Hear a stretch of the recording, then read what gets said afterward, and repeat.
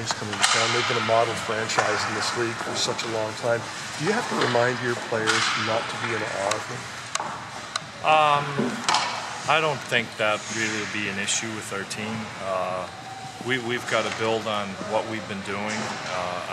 Our team's aware of how well the Red Wings have been doing this year, and especially after the first couple of weeks when they were only 500.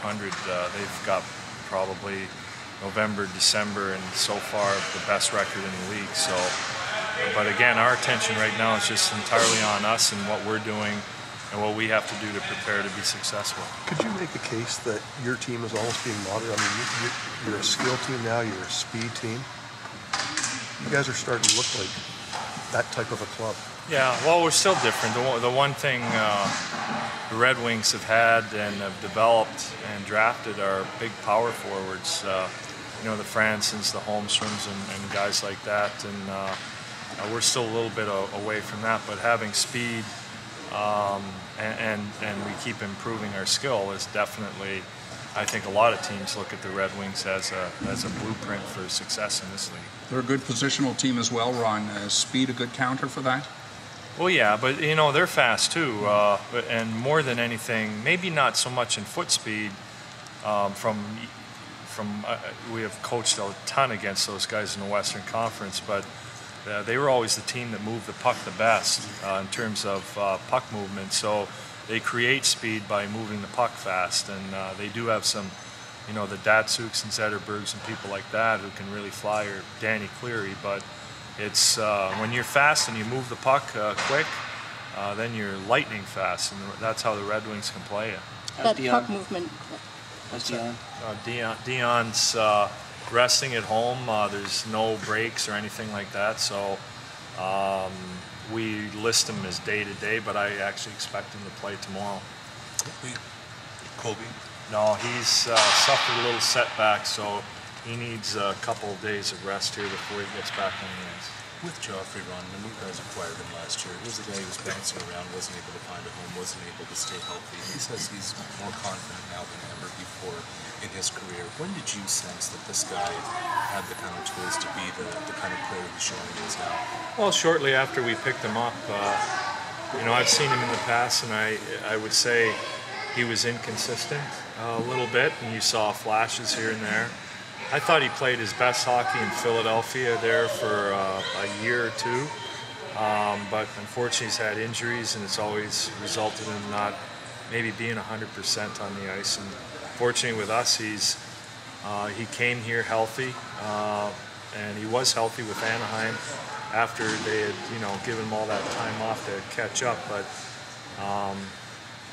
he wasn't behind anybody here on playing left wing, so I think he's been able to build his confidence through ice time and being put in a lot of situations that he's taken advantage of. How important is that for a player, especially who has his confidence rattled a little bit, to just have the ice time to play through it, to learn through it, and just get an opportunity to go?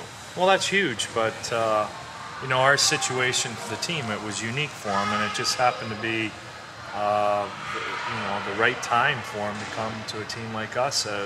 You go to another team, let's say the Detroit Red Wings, where there's 3 or 4 guys ahead of you, you're not going to get those opportunities to build your confidence. And we're lucky to get him, and it's worked out great that he's had such good chemistry with Phil.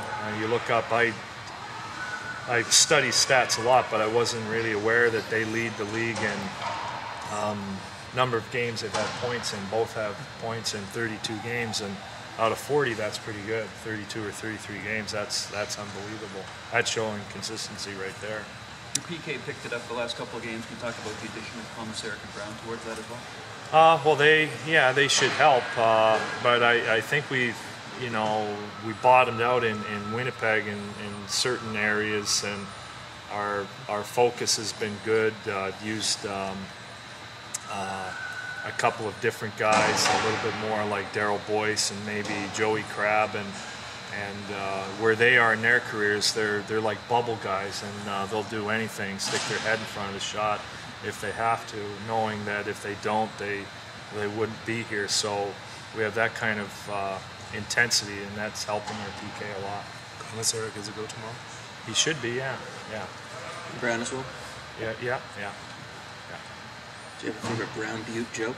No, I don't. No, not right now. No, there's a lot of them out there, but I'm not going to repeat any here. How was the annual meeting He with may former? follow you home tonight, if you twist what I say. How was the annual meeting with the former Ducks coaches?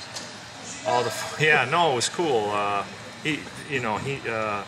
Babs knew my uncle, and that's what he really wanted to express his condolences. And we talked about our team, his team, a little bit, and the potential of an outdoor match next year, which would be really cool.